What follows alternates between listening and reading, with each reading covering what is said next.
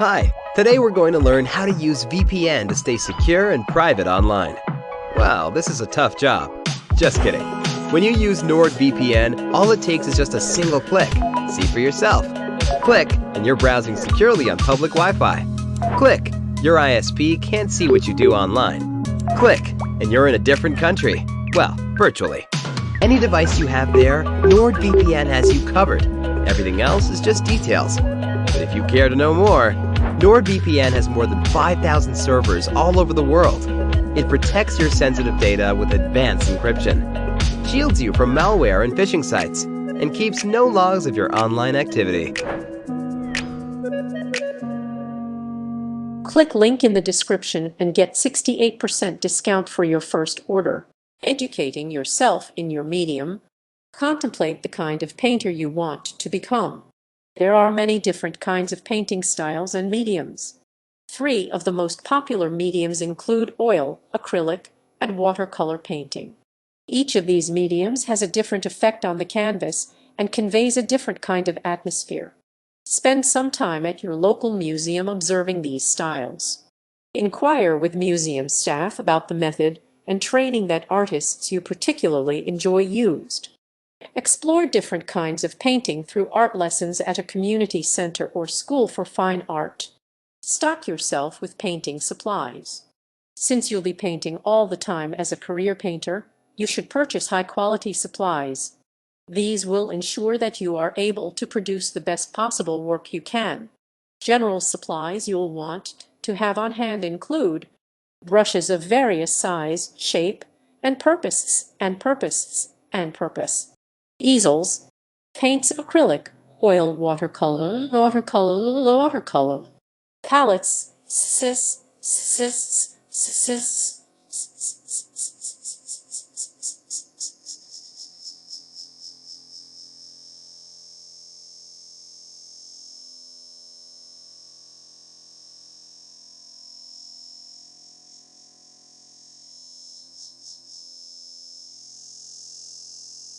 paper canvas, watercolor paper, wet strength cartridge paper 130x/108x.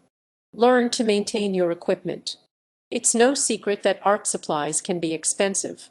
Learning to upkeep your brushes and preserve your paints while learning your medium will make your life easier. You can find compounds designed to remove artistic substances like acrylic or oil paints at most specialty art stores. Familiarize yourself with removing acrylic paint from brushes, removing oil paints from your brushes, maintaining your palette, refreshing your paint brushes. Invest time learning each medium. Even if you consider yourself to be a mostly acrylic painter, you never know when you'll need to use a certain medium, like watercolor, for effect or to fill an order from a client. Additionally, you may find out you enjoy a certain style more than you initially thought. Try painting a variety of objects. You might discover that you like watercolors best for landscape painting and oil paints more for portraits. There are many different approaches to art theory, and the broadest education you receive on the topic might come from an art theory class at a university, community college, or community center. Some techniques work well across many mediums, some techniques only apply to a single medium. Art theory can help you determine which technique will help you achieve your goal best. Find a studio where you can practice. The kind of location you choose for a studio might be limited by many factors, like income and availability, to name a couple. You might also find that your taste in studio changes over time. For example, you may find yourself most productive working in a studio in a lively part of town in your youth, only to prefer a more remote and quiet location later in your life. Windows that allow natural light can be an asset to your work as a painter. You can always put up a sheet or curtains to block out excess light in the event you need a dimmer ambience to work. Be sure your room is adequately ventilated. Some paints, like many that are oil-based, give off fumes that can be dangerous in enclosed spaces. Training yourself as a painter. Consider a school for fine artists. School can be both a place to receive an education and a place to receive training. Some programs focus on imparting knowledge to students, while others focus on the application of skills. Many fine art programs offer broad exposure to many different kinds of fine art, which help you create richer art. Some areas you might be trained in: painting, drawing, printmaking, sculpture. Imitate the masters. Even if you were born with a gift as a painter, your skill can always be sharpened. Experts agree by duplicating a difficult piece by a master, you can train your skills as an artist and gain insight into the process of the master you are studying. Some of your imitation work might even be chosen by organizations, like the Royal Society of Portrait Painters, for an exhibition. Some classes may stress a certain aesthetic, like cartooning or portraiture, and can improve your problem areas rapidly. You may benefit from doing a masterwork study every month. Choose one painting per month from a master you admire and try to imitate it. Themes can often turn into the hallmark of an artist, such as the Art Nouveau designs of Alphonse Mucha and Gustav Klimt. Your theme can also keep you inspired in your pursuit of artistic excellence. Keep inspiration flowing. Every artist has a different approach to their artistic process. You'll have to spend some time trying different things and soul-searching to find how to consistently motivate yourself. Some ideas to consider: go for a nature walk and draw inspiration from the natural world. Search the web for photos that resonate with you. Search for artists in the same school or time period as artists you admire. Visit an art museum. Bring along a sketchbook and jot some ideas down to develop later. Paint constantly. Artistic jobs are sometimes looked at as being subject to the whims of creativity. But just like an accountant must crunch numbers every day to earn his salary, so too must you pick up your paintbrush and soldier through the uninspired times of your career to preserve and improve your skill. Apprentice yourself to a professional artist. Unfortunately, apprenticeship has fallen out of popularity in many parts of the world, but this is a small obstacle you can overcome.